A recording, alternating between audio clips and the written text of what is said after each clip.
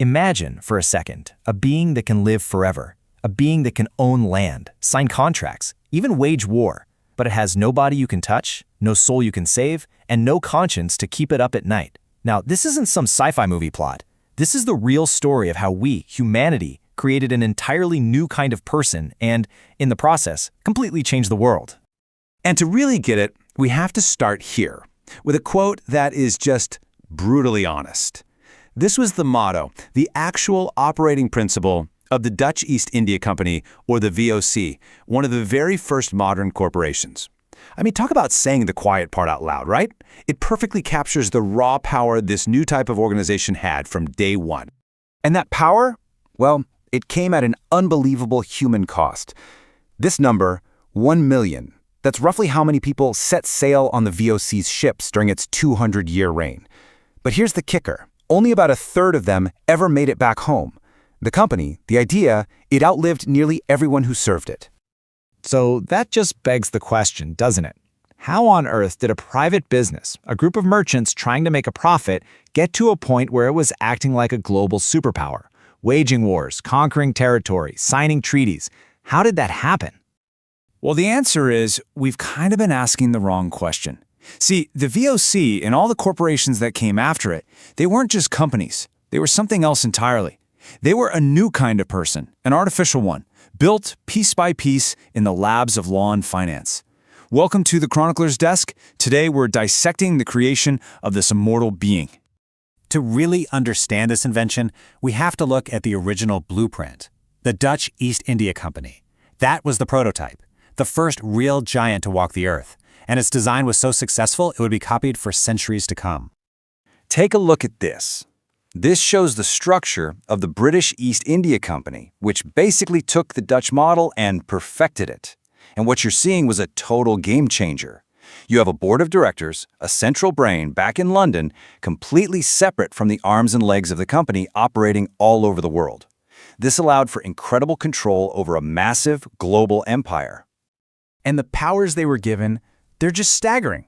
Let's be really clear here. These were not just businesses. The government gave them a charter to act like the government.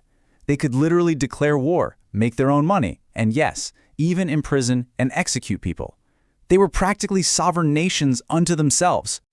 But to really become a new kind of life form, this creation needed some superpowers. And the first, maybe the most important one, was the gift of immortality. It's a legal concept called perpetual lifespan. It's simple, but it changes everything. If you and a friend start a partnership and one of you dies, the business basically dissolves. But a corporation, it's designed to live forever, completely separate from the fragile, mortal humans who happen to work for it or own it at any given time. And this right here shows you the chilling logic of that idea. On one side, you have the company, this abstract entity that can exist for centuries. On the other, you have the actual people who make it run, and they were totally expendable. More than 600,000 people died sailing for the VOC, all in service to an idea that was guaranteed to outlive them. The next superpower they gave this thing, it was like a magic shield, and it would totally revolutionize the way we think about money and risk. Seriously, put yourself in this situation. Before the middle of the 19th century, if you invested in a company and it went belly up, the people it owed money to could come after you. They could take your house, your farm, your life savings, everything. It was an all-or-nothing gamble. I mean, who would ever risk that? Well, not many people, it turns out. And the idea of protecting investors from that kind of risk was hugely controversial. People were terrified of it.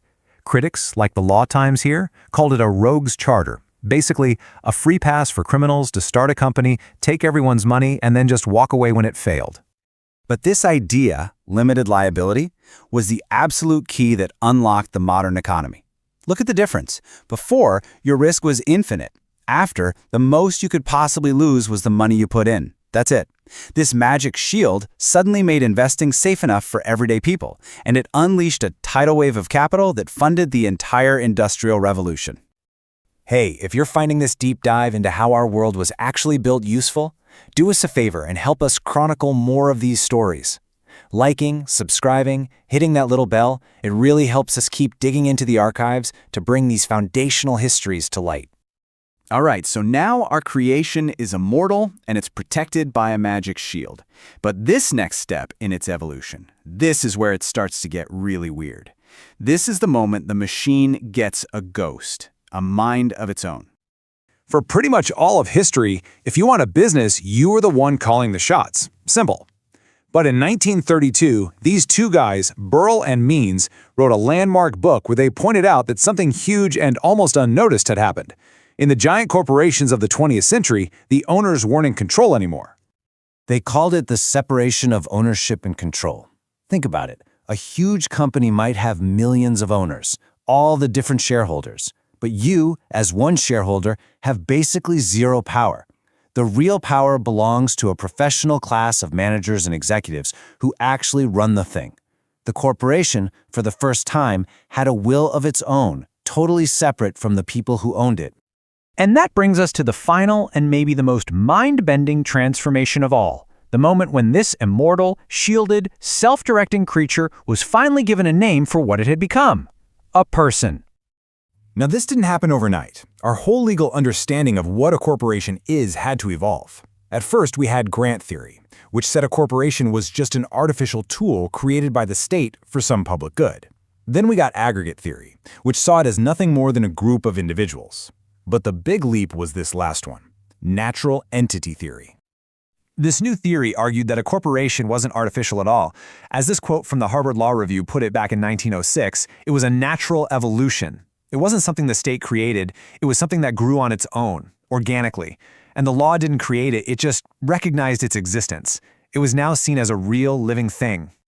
And just like that, the creation was complete. It had a perpetual lifespan. It had a shield to protect its creators. It had a mind of its own, separate from its owners. And now it had the legal status of a person, with the rights of a person. The artificial being was finished. And so that leaves us with this huge, unanswered question. This powerful, immortal person now walks among us. It shapes our world, our politics, our very lives. But if it has no body to imprison, no soul to damn, and no real conscience, who or what is it ultimately accountable to? That is the question this incredible invention still forces us to confront every single day.